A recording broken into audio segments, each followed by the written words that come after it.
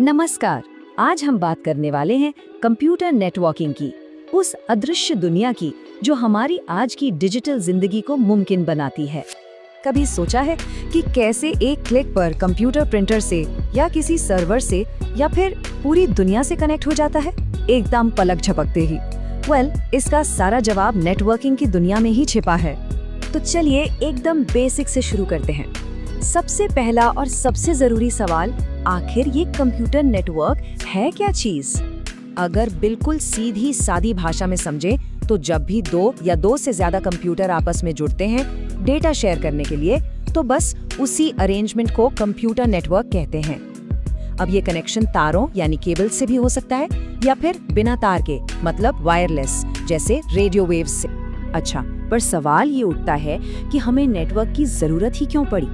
देखिए, इसका सीधा सा मकसद है शेयरिंग, मतलब फाइल्स और डेटा शेयर करना, प्रिंटर जैसे रिसोर्स शेयर करना या फिर सॉफ्टवेयर को ही शेयर करना। लेकिन एक बात है, सारे नेटवर्क एक जैसे नहीं होते। इनको असल में उनके साइज के हिसाब से बांटा जाता है, मतलब वो कितनी बड़ी ज्योग्राफिकल एरिया को कवर करते हैं। ये आपके ऑफिस जितना छोटा भी हो सकता है और पूरी दुनिया जितना बड़ा भी।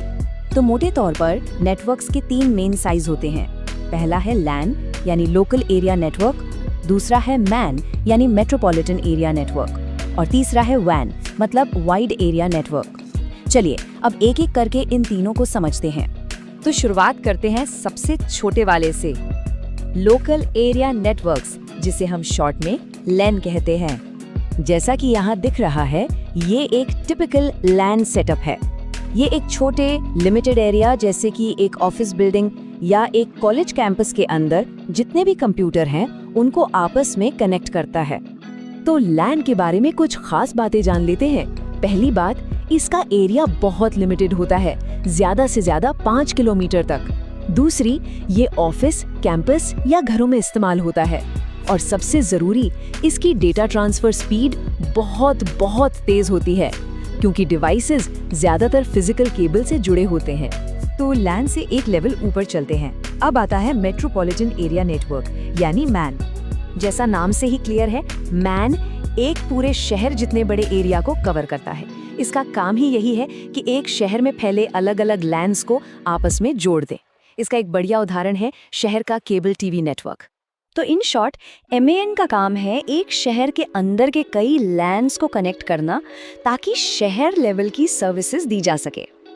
और आखिर में आता है सबसे बड़ा नेटवर्क, वाइड एरिया नेटवर्क या वैन। वैन की तो कोई ज्योग्राफिकल लिमिट ही नहीं होती। ये देशों में, महाद्वीपों में, मतलब पूरी दुनिया में फैला हो सकता है। और इसका सबसे बड़ा, सबसे परफेक्ट एग्जाम्पल क्या है? खुद इंटरनेट। अब वैन की कुछ जरूरी बातें, इसकी कोई ज्योग्राफिकल लिमिट नहीं है। ये नेशनल भी हो सकता है और इंटरनेशनल भी। ये डेटा भेजने के लिए पब्लिक इंफ्रास्ट्रक्चर का इस्तेमाल करता है, जैसे सैटेलाइट्स या टेलीफोन लाइंस। और हाँ, लैन के मुकाबले इसकी स्पीड थोड़ी कम होती है। और जाहिर है, इंटरनेट दुनिया का सबसे बड़ा वैन है। तो अब जब हमने लैन और वैन दोनों को समझ लिया है, तो चलिए इन दोनों को साइड बाय साइड रखकर कंपेयर करते हैं और देखते हैं कि स्पीड और स्केल में क्या फर्क है। यहाँ टेबल में साफ साफ दिख रहा है। देखिए, लैन का एरिया कुछ किलोमीटर का होता है, जबकि वैन हजारों किलोमीटर तक फैला होता है। लैन का खर्च कम है क्योंकि वो प्राइवेट होता है, वहीं वैन महंगा है क्योंकि वो पब्लिक सिस्टम्स यूज करता है। स्पीड में जमीन आसमान का फर्क है। लैन सुपर फास्ट होता है जबकि वैन काफी स्लो होता है। और क्योंकि लैन में दूरी कम होती है तो गलतियों की गुंजाइश भी कम होती है, जबकि वैन में लंबी दूरी के वजह से एरर रेट ज्यादा होता है। तो अभी तक हमने नेटवर्क को बड़े स्केल पर देखा।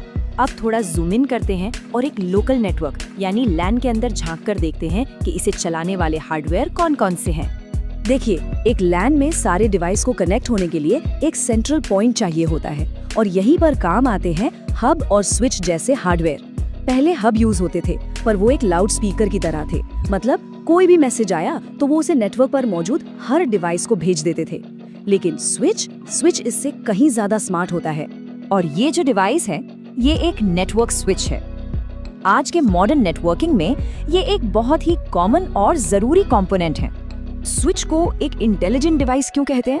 क्योंकि ये एक स्मार्ट पोस्टमैन की तरह काम करता है। ये नेटवर्क पर कई कंप्यूटरों को तो जोड़ता है, लेकिन ये अपनी मेमोरी में एक टेबल बनाकर रखता है और उस टेबल की मदद से ये डेटा को सिर्फ और सिर्फ उसी कंप्यूटर को भेजता है जिसके लिए वो डेटा है। ये हर किसी को नहीं भेजता। और इसकी ये स्मार्टनेस 3 आसान स्टेप्स में काम करती है।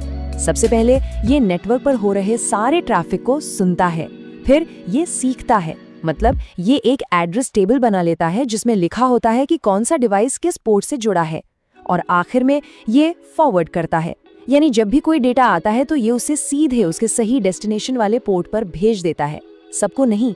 और बस यही बात इसे इतना एफिशिएंट बनाती। तो एक छोटे से ऑफिस के लैन से लेकर दुनिया भर में फैले इंटरनेट यानी वैन तक, कनेक्शन के यही बेसिक प्रिंसिपल्स हैं जो हमारी पूरी डिजिटल लाइफ को चलाते हैं, उसे शेप देते हैं। तो जब हम ये पूरा स्ट्रक्चर समझ चुके हैं तो सोचने वाली बात ये है कि नेटवर्क टेक्नोलॉजी का अगला पड़ाव क्या होगा, इसका भविष्य कैसा दिखेगा, ये टेक्नोलॉजी हमें और कहां तक ले जाएगी।